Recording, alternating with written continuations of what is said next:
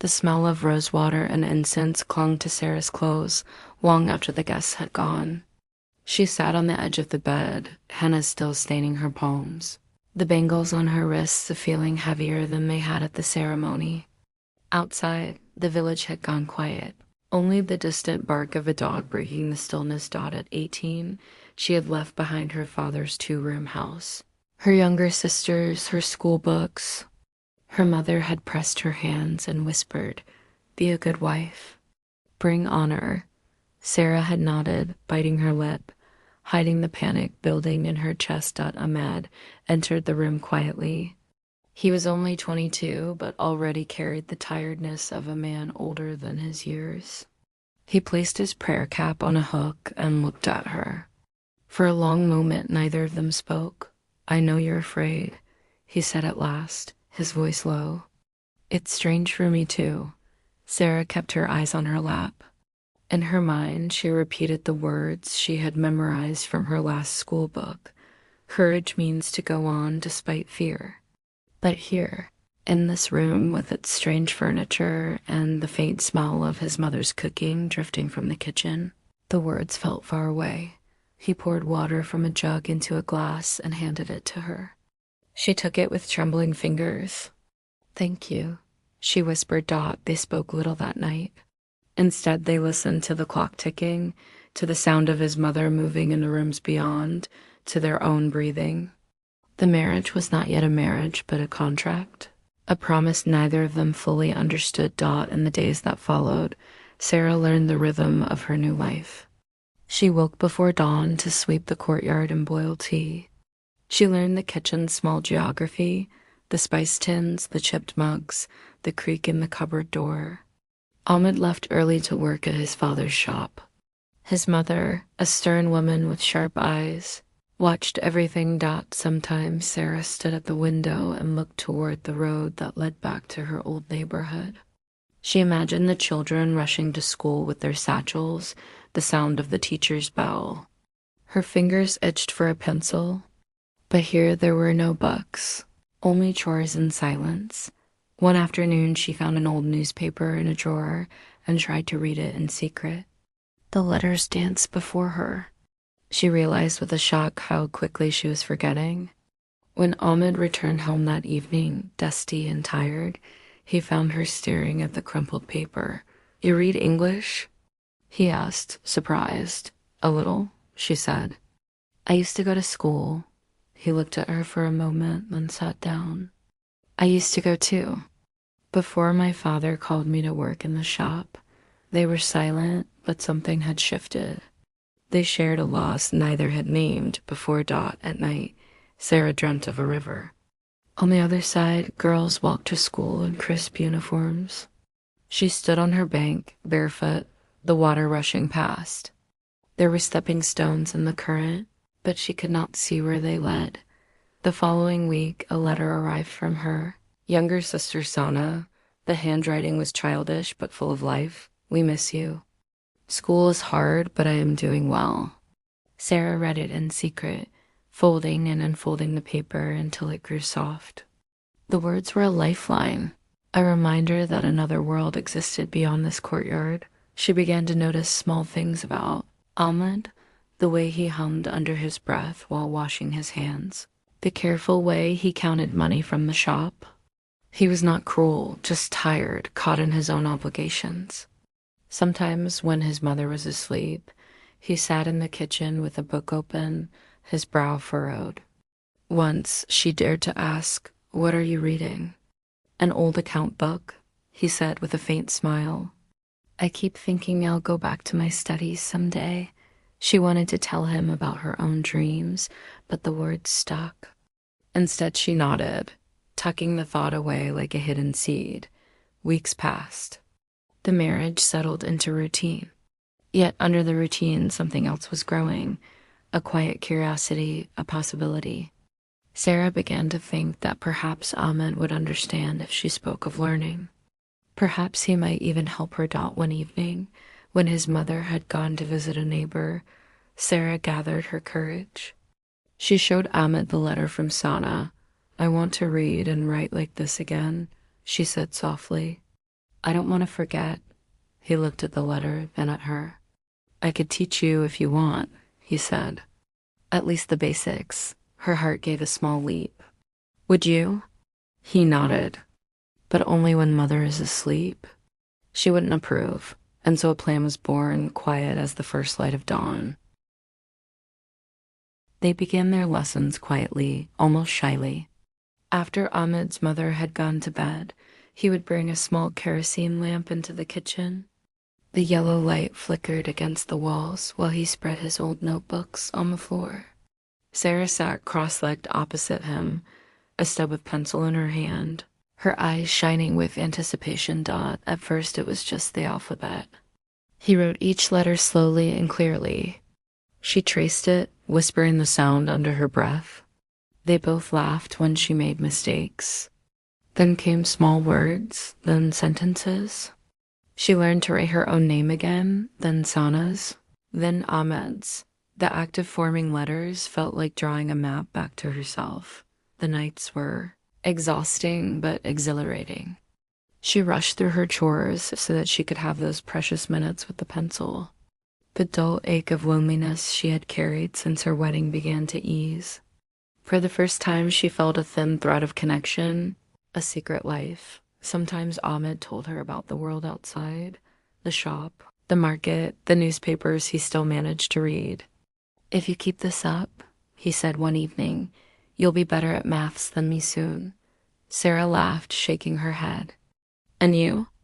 You should go back to your studies. His expression darkened. It's too late for me. Father needs me. Mother needs me. She wanted to tell him that it was not too late, that the same courage she was finding he could find too. But before she could speak, footsteps sounded in the corridor. They quickly closed the notebooks, hiding them under a cloth. His mother entered with a jug of water. Her eyes moved from one to the other, suspicious. What are you doing? She asked sharply. Just talking, Ahmed said lightly. People will talk if they see a wife wasting time with books. His mother warned. Don't forget your duty. She left without waiting for an answer. Sarah stared at the floor. The small flame of their lessons felt suddenly fragile. Days passed. The monsoon ended. The air grew clear and sharp with autumn. Ahmed returned to long hours at the shop. Sarah found herself alone more often. She began to sneak moments with Sana's letter, reading it until the paper grew soft at the creases. The urge to learn more only grew. Then, one afternoon, Ahmed's mother confronted her. In her hand, she held one of the scrap papers covered with Sarah's handwriting. Her eyes were hard. What is this? Are you trying to shame us? A wife with no child and her head full of nonsense? Sarah's throat closed. She wanted to speak, to explain, but no words came. Ahmed's mother threw the paper on the ground. This ends now. No more. That evening when Ahmed returned, he found Sarah sitting silent in their room, the crumpled paper beside her. She told him what had happened. He sat down, rubbing his forehead. I'll talk to her, he said finally. But you know how people are. It's not easy. Sarah lifted her head. Do you think it's easy for me? Her voice shook. Every day I try to be a good wife, a good daughter-in-law. And still they want to take the one thing that makes me feel alive.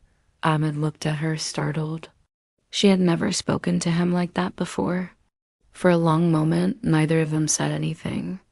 Then he reached out, covering her hand with his.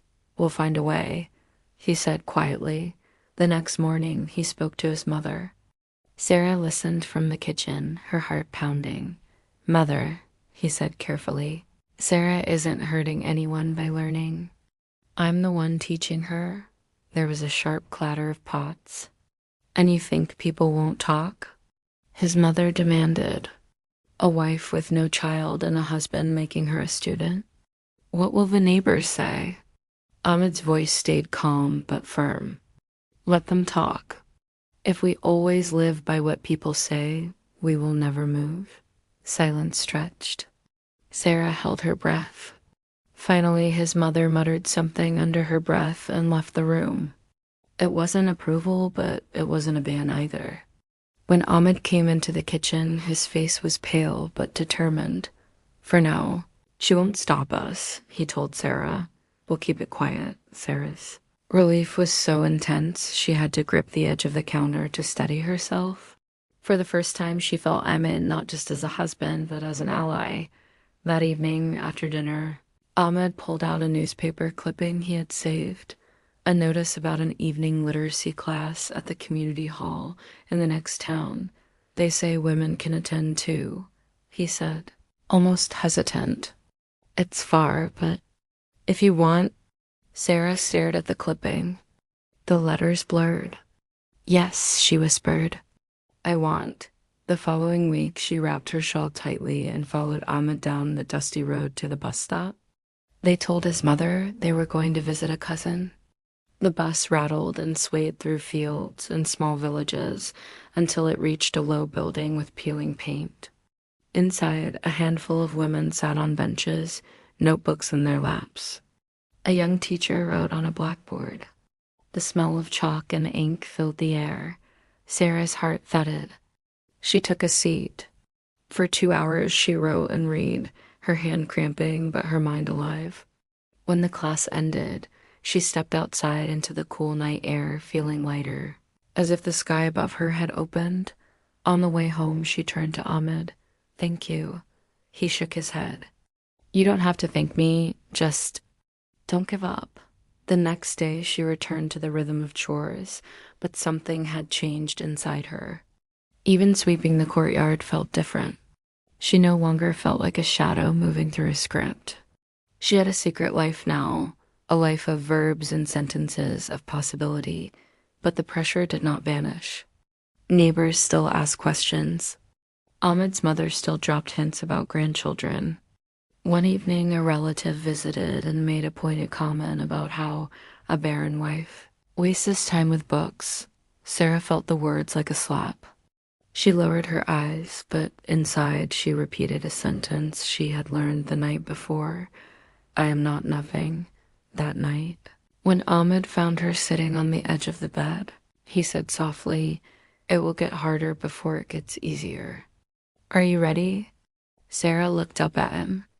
I think so, she said, and she meant it. The winter deepened. Frost coated the fields in the mornings, and a silver mist hung over the road to the bus stop. Sarah's shawl smelled of smoke and chalk dust from the classroom. She had begun writing small paragraphs about her day, and the teacher had praised her neat hand. Sometimes at night, she read her own words back to herself, astonished that she had written them, but the whispers had grown louder. A neighbor's daughter had seen Sarah getting off the bus one evening and reported it to the bazaar. By the end of the week, Ahmed's uncle came storming into the house. A wife sneaking to classes at night? He bellowed. This is a disgrace. People are laughing at you, Ahmed. Stop this nonsense before it's too late. Ahmed stood his ground, but his hands were clenched. She is learning to read. It harms no one. His uncle's face turned red. It harms our name. Do you want to be known as the man who lets his wife run wild while she gives him no son? Sarah felt the words like stones hurled at her. For a moment, she wanted to shrink back into silence, but something in her refused. She stepped forward. I am not running wild, she said quietly. I am learning. I am still a wife. I still cook, clean, pray. But I am also a person. The room went still. The uncle stared at her as if she had spoken a forbidden language. You dare answer me? He hissed. Ahmed put himself between them. Enough. This is our house. You don't speak to her like that. The uncle muttered curses and stormed out. The door slammed so hard the walls shook. Sarah realized her hands were trembling, but at the same time she felt a strange new steadiness in her chest. She had spoken aloud. She had not broken. The following day, Ahmed's mother refused to speak to them. She clanged pots in the kitchen, muttered prayers. left their meals on the table without looking at Sarah. At night, she prayed aloud for a grandchild. The tension was like a rope stretched to breaking point. Sarah clung to the words she was learning. She wrote them in small hidden notebooks: courage, choice, future. Each letter felt like a seed she was planting. At the literacy class, the teacher announced an exam. Those who pass will receive certificates, she said. It could help you find work or teach others. Sarah's stomach fluttered. A certificate, proof. She wanted it, but she also felt the weight of her family's eyes. She thought of Ahmed, of his tired face, of his mother's disapproval. Could she risk it? That night, sitting on the edge of the bed, she told Ahmed about the exam. He listened, silent, then said, "If you want it, take it. We'll face what comes. I don't want to bring you trouble," she whispered. He reached out, touching her cheek. "You're not bringing me trouble? You're showing me what I lost. The days before the exam were a blur." Sarah studied every spare moment, whispering words under her breath as she kneaded dough or scrubbed pots. Ahmed quizzed her quietly at night, even when his eyes were heavy with sleep. The secret life they shared had become the heartbeat of their marriage. On the morning of the exam, she rose before dawn, dressed in her plainest clothes, and wrapped the shawl tight around her shoulders. Ahmed walked her to the bus stop in silence. At the door of the classroom, he squeezed her hand. "You already won," he murmured. Inside, Sarah sat at a wooden desk. The paper in front of her blurred for a moment. Then she took a deep breath and began to write. The questions were hard, but she remembered the teacher's voice, the letters she had traced so many nights. Her pencil moved steadily. For the first time, she felt not like someone crossing a river, but like someone who had reached a stone in midstream and stood firm. When she returned home that evening, the house was silent. Ahmed's mother sat in the courtyard, a shawl over her head, staring at nothing. "Everyone knows now," she said without looking up. "They all know where you've been?" Sarah felt fear rise but forced herself to speak. "Yes, they know. I sat an exam. I'm learning to read and write." His mother's eyes flashed. "What use is that to a barren wife? You bring shame." Ahmed stepped into the courtyard. "Mother," he said quietly but firmly. "Enough. This is my wife. I support her. If there is shame, it is mine to bear." His mother looked at him as if seeing him for the first time, then gathered her shawl and went inside without another word. The courtyard fell silent except for the sound of the wind stirring the dust. Sarah stood there, trembling. Ahmed turned to her. "You were brave," he said. She shook her head. "We were." That night she dreamed of the river again. This time the stepping stone stretched all the way across. On the far bank her sister stood, smiling, waving. Sarah began to step forward, one foot after another, the current swirling but not sweeping her away.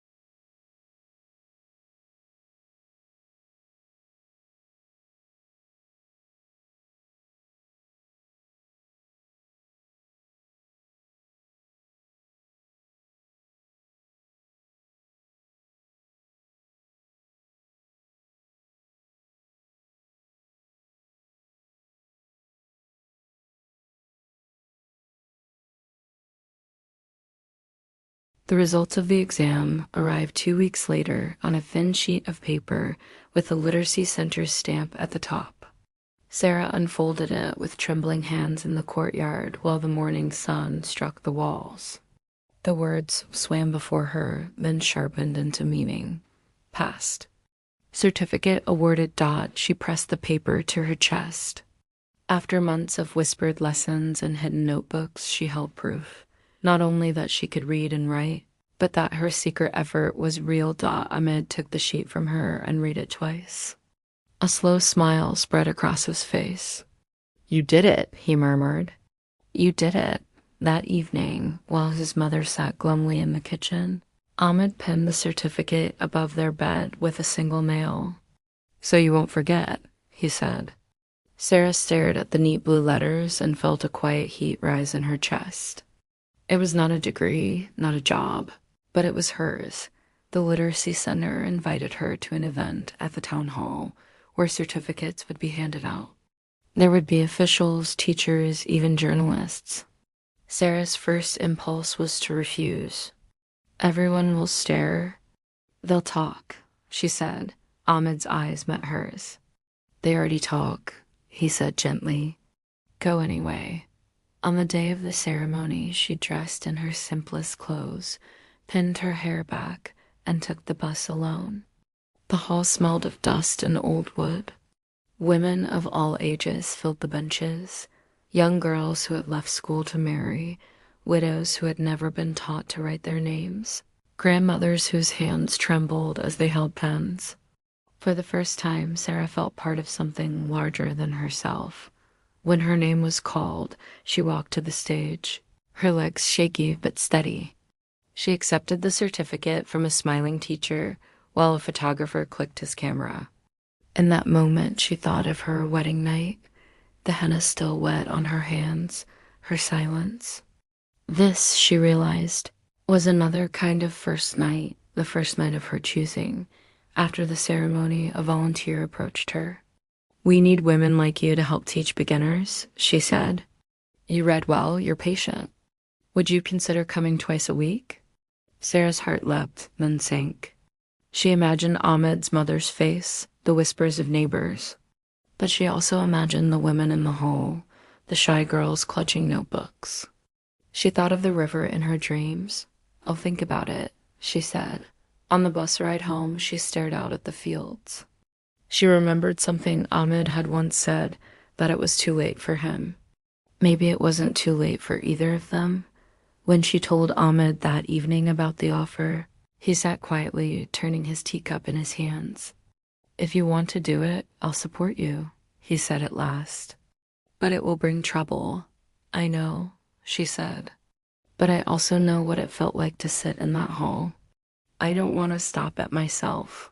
Ahmed looked at her, a flicker of longing in his eyes. "Sometimes I wish—" He stopped. "What?" she asked. "I wish I'd had the courage you have. Maybe I still can." That night, long after the lamps were out, he whispered to her that he'd found a notice for evening classes for shopkeepers in the city. "Basic accounting, small business management," he said. "It's only once a week. If I went—" She turned toward him in the darkness. "You should. We could both go. Different classes, but the same road." He hesitated, then laughed softly, a sound she had rarely heard from him. "Maybe we could." They began to plan quietly. Sarah would teach beginners twice a week at the center.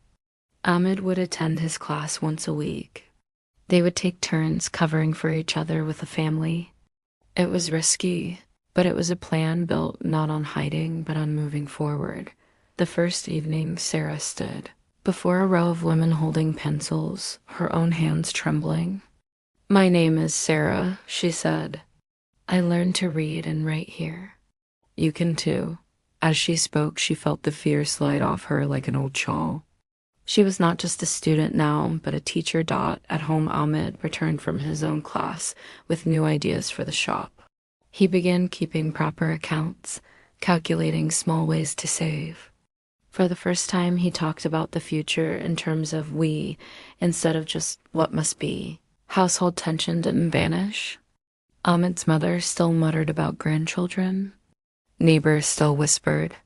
Some customers at the shop teased Ahmed about his schoolgirl wife, but the more they spoke, the less it mattered. Inside, Sarah and Ahmed were building a life with a different center of gravity, not just survival, but choice. One night, as they sat over their notebooks together, Sarah caught Ahmed watching her. "What?" she asked. He shook his head, smiling faintly. "I was just thinking how much has changed since that first night." She smiled too. "It's like crossing a river," she said. "We're still in the middle, but we're moving."